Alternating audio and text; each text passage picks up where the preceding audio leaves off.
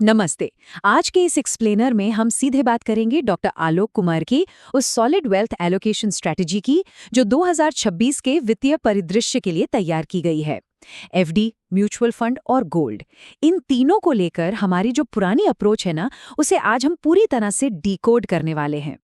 अब देखिए, हर retail investor के दिमाग में आजकल बस एक ही सवाल घूम रहा है, 2026 में सबसे ज्यादा कमाई आखिर कहाँ होगी, राइट?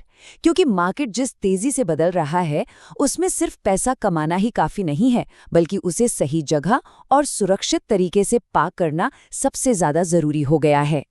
तो आज की इस चर्चा का रोड मैप कुछ इस तरह रहेगा। हम इसे 4 हिस्सों में समझेंगे।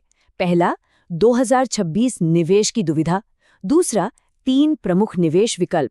तीसरा, लक्ष्यों के अनुसार निवेश। और चौथा, डाइवर्सिफिकेशन का असली महत्व। तो चलिए, सबसे पहले बात करते हैं भाग 1 की, 2026 निवेश की दुविधा। सच कहूं तो ये इन्वेस्टिंग की दुनिया का एक बहुत ही क्लासिक प्रॉब्लम है। हम हमेशा कंफ्यूज्ड रहते हैं। एक तरफ एकदम सेफ मानी जाने वाली एफडी है, दूसरी तरफ रिस्की लेकिन धांसू रिटर्न वाले म्यूचुअल फंड्स हैं, और तीसरी तरफ हमेशा से हमारा फेवरेट गोल्ड। दिक्कत ये है कि किसी एक पर दाम लगाने की पुरानी सोच अब काम नहीं करती। सिर्फ सेफ ऑप्शन चुनेंगे तो महंगाई आपको हरा देगी, और सिर्फ हाई ग्रोथ के पीछे भागेंगे तो मार्केट का रिस्क आपकी पूरी पूंजी को खतरे में डाल देगा। है ना कमाल की दुविधा? इसी बात पर आते हैं हमारे भाग 2 पर, 3 प्रमुख निवेश विकल्प। अगर हम इन तीनों ऑप्शंस यानी एफडी, म्यूचुअल फंड और गोल्ड को आमने सामने खड़ा कर दें तो हर एक का अपना एक खास रोल नजर आता है।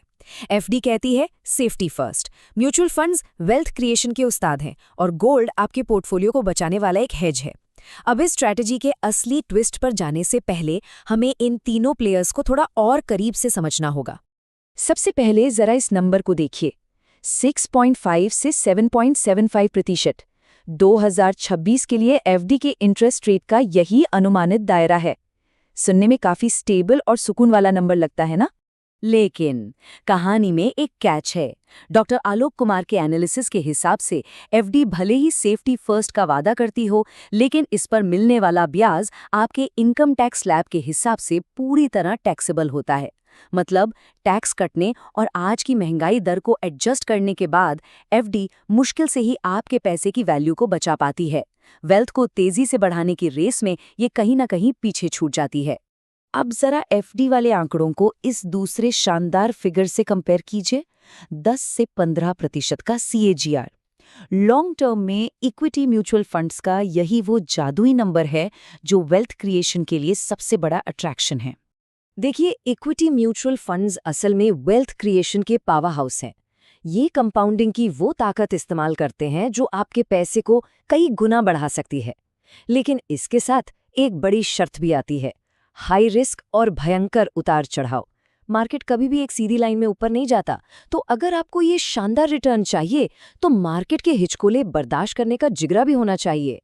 और ठीक यहीं पर एंट्री मारता है हमारा तीसरा खिलाड़ी।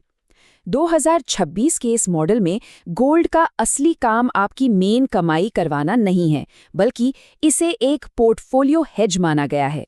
मतलब जब शेयर बाजार औंधे मुंह गिरता है या दुनिया में अनिश्चितता छा जाती है, तब गोल्ड आपको एक सेफ हेवन देता है। ये वो एसेट है जो तब सबसे ज्यादा चमकता है जब बाकी सब जगह अंधेरा हो। चलिए, अब आगे बढ़ते हैं भाग 3 की तरफ, लक्ष्यों के अनुसार निवेश। अब जरा अपना नजरिया बदलिए। जो बात हम अब समझने वाले हैं वो वाकई एक गेम चेंजर है। अब तक हम इन तीनों को एक दूसरे का कॉम्पिटिटर मान रहे थे, राइट? लेकिन असल में ये सब एक ही टीम के प्लेयर्स हैं। असली जादू तब होता है जब आप इन्हें अपने टाइमलाइन और गोल्स के हिसाब से एक साथ मिलकर काम करने के लिए मैदान में उतारते हैं। इसे ऐसे समझिए, अगर आपका गोल सिर्फ 1 से 3 साल का है, जैसे घर का रेनोवेशन या कोई इमरजेंसी फंड, तो चुपचाप एफडी का इस्तेमाल कीजिए, क्योंकि वहां हम रत्ती भर भी रिस्क अफोर्ड नहीं कर सकते।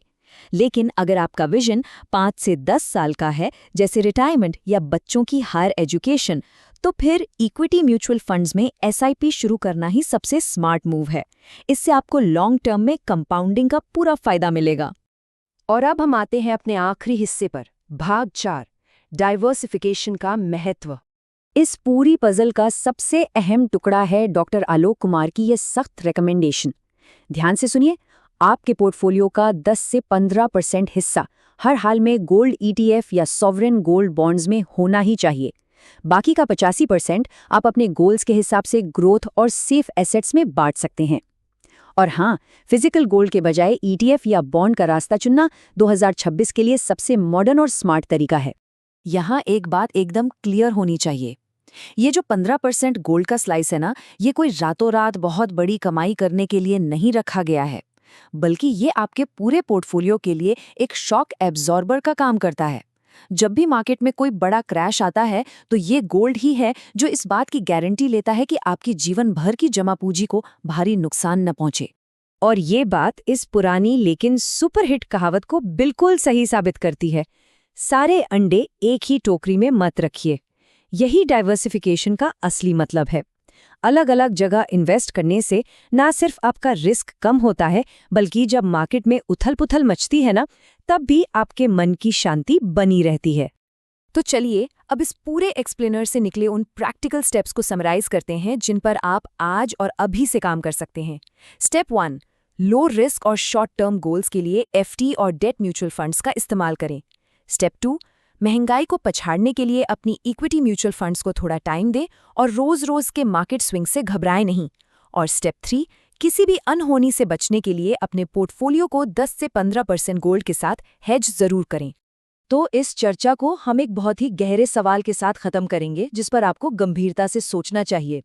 क्या आप अब भी किसी एक जादुई एसेट के पीछे भागने वाले हैं, या फिर एक ऐसा कोलैबोरेटिव और टाइम टेस्टेड पोर्टफोलियो बनाने के लिए तैयार हैं जो 2026 के हर झटके को सह सके?